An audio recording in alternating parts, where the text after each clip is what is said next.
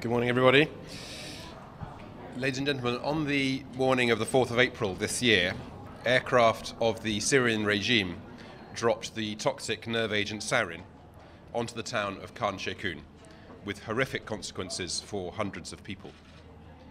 That is the clear conclusion of the independent and impartial UN OPCW Joint Investigative Mechanism and their report that was released yesterday.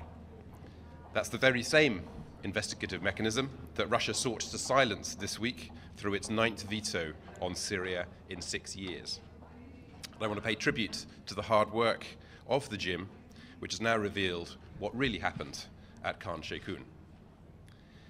This is now the 4th time that the JIM has found the Syrian regime responsible for use of chemical weapons. We already knew that the regime has used chlorine. Now we have the evidence that they have also used the deadly nerve agent sarin. Previously, the JIM found that the regime used chlorine in April 2014 in Talamynas and in Samin and Kaminas in March 2015. When the Security Council tried to hold Syria to account, Russia vetoed. A robust international response is now essential to hold those responsible for the Khan Sheikhoun attack to account. The JIM report also found that Daesh was responsible for a sulfur mustard attack on the town of Hush in September 2016.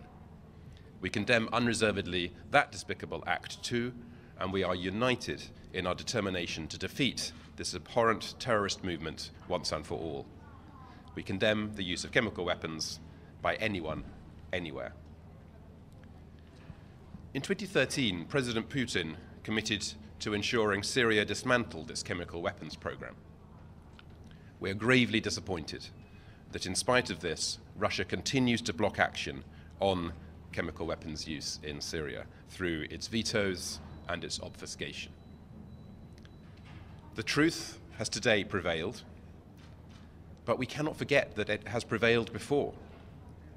It's now the 4th time that the JIM has found the Syrian regime responsible for using poisonous gas against its own people. It now falls on the Security Council to act on these findings and to deliver justice, not just for those killed and maimed on that Tuesday morning 6 months ago, but also for all the victims of Assad's brutality.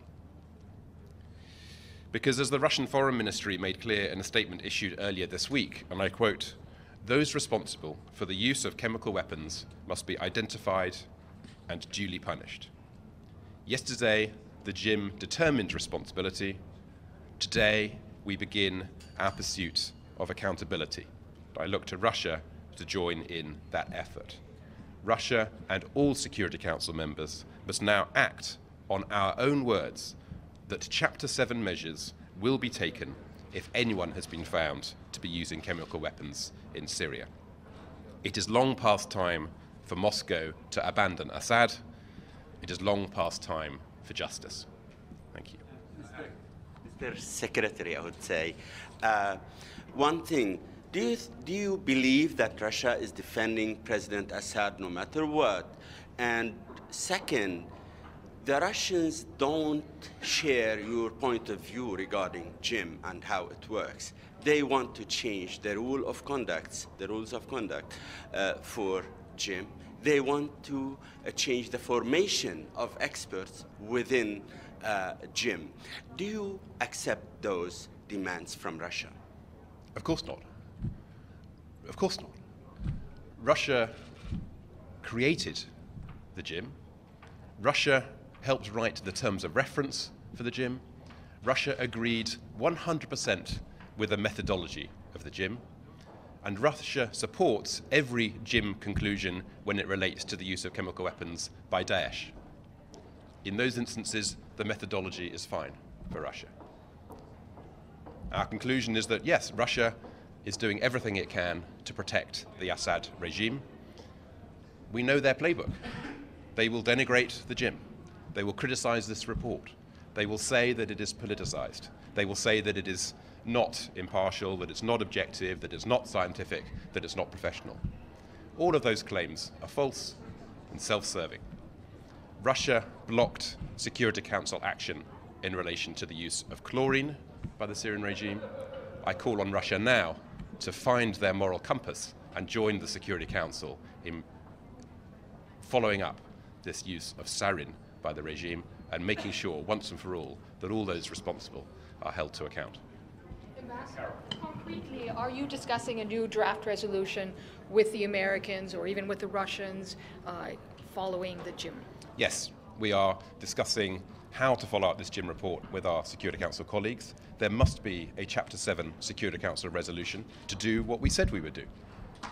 We all agreed in advance that if we were in this scenario, then there would be a Chapter 7 resolution to impose accountability on whoever used chemical weapons in Syria. We now know beyond doubt who did so.